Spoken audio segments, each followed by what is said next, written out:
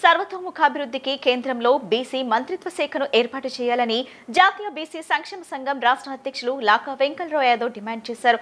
మహిళా రిజర్వేషన్ బిల్లులో బీసీ మహిళలకు సబ్ కోటా కేటాయించాలని, దేశవ్యాప్తంగా జనగణనతో పాటు బీసీ కులగణన కూడా చేపట్టాలని వెంకటరావు డిమాండ్ చేశారు. గాంధీనగర్ ప్రెస్ క్లబ్ లో జాతీయ బీసీ సంక్షేమ సంఘం విలేకరుల సమావేశం నిర్వహించారు.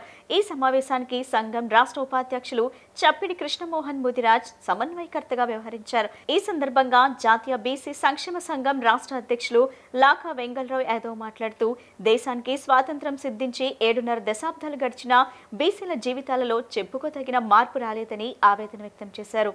ప్రపంచ చరిత్రలో పోరాడకుండా ఏ జాతి విజయం సాధించని దాఖలాలు లేవని, బీసీ కులస్తుల సమన్వయ పరిష్కారానికి పోరాటాలే శరణ్యమని ఆయన ఉద్ఘాటించారు.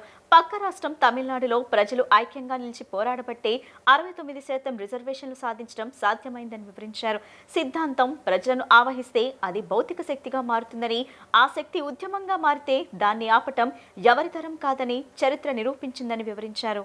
ఆయన దశాబ్దాల కాలంగా పోరాడి ఈ సమాజంలో అన్యాయాలకు అకృత్యాలకు వ్యతిరేకంగా పూలే గారు పోరాడారు. అనేక పోరాటాలు చేశారు. ఇవాళ బీసీ జాతికి ఒక రాష్ట్రంలో దిక్సూచిగా ఆయన నిలబడ్డారు పూలే గారు. అటువంటి పూలే గారిని మేము ఆదర్శంగా తీసుకొని ఈ రాష్ట్రంలో ఉద్యమాలు నిర్మించి బీసీ హక్కుని సాధించడానికి ఈ వెంకటరావు గారి నాయకత్వంలో, డాక్టర్ లాకా వెంకటరావు గారి నాయకత్వంలో బీసీ సంఘం పునర్నిర్మాణం జరుగుతుంది. రాష్ట్రంలో మీరు చాలామంది బీసీ సంఘాలని, బీసీ నాయకులు చూశారు, కానీ చిత్తశుద్ధి ఆచరణ ఎక్కడ కనపడలేదు. కాబట్టి మేము వాళ్ళందరినీ పక్కన పెట్టి, మీరు మాకు పనికిరారు, మాకు లాకా వెంకటరావు గారి నాయకులు లాంటి నిజాయితీ పరులు కావాలి, వినమ్రంగా ఉండే నాయకులు కావాలి. కాబట్టి మేము బీసీల హక్కులను అటువంటి నాయకులు సారథ్యంలో ఆయన అడుగుజాడలో నడిచి మేము పోరాడతాం. ఎట్టి పరిస్థితుల్లో మేము బీసీలు అండగా ఉంటాం. అన్ని కులాలకి 190 కులాలకి ఇవాళ బీసీ సంఘం అండగా ఉంటుంది. రాబోయే కాలంలో మీరంతా కూడా ఇవాళ చూశారు, మీరు నాగుల మీరా గారు, ఆయన యువకుడు, ఉత్సాహవంతుడు, ఆయనలో ఉన్న లక్షణాలు, గుణాలని గమనించి అటువంటి వాళ్ళని నాయకులుగా తీర్చిదిద్దడమే మా లక్షణం. ఇవాళ బీసీ సంక్షేమ సంఘం అంటే ఒక ఉద్యమ సంఘం, ఉద్యమకారులను తయారు చేసే సంఘంగా బీసీ సంఘం పనిచేస్తుంది. ఈ సందర్భంగా మీకు హామీ ఇస్తున్నాం మిత్రులారా. ఆ రోజు నన్ను పిలిచి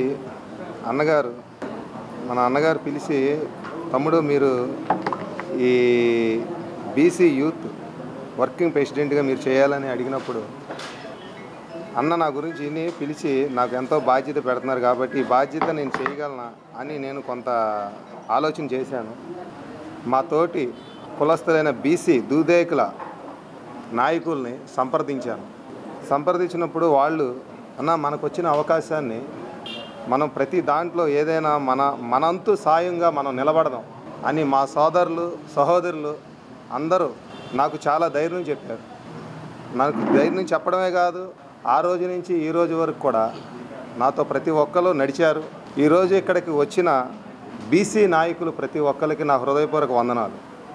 ముఖ్యంగా మా అన్నలైన మా బీసీ సోదరులు నాయకులు, వాళ్ళ ఆధ్వర్యంలో మేము పనిచేయాలని మేము అనుకున్నప్పుడు అన్నయ్య కొన్ని విషయాలు మాకు చెప్పి, ఆ రోజు నుంచి ఈ రోజు వరకు అన్నయ్య మాకు మోటివేషన్ ప్రతి విషయంలో ఉన్నారు. లాగా వెంకటరావు యాదవ్ గారికి నా హృదయపూర్వకమైన వందనాలు చెల్లిస్తున్నాను.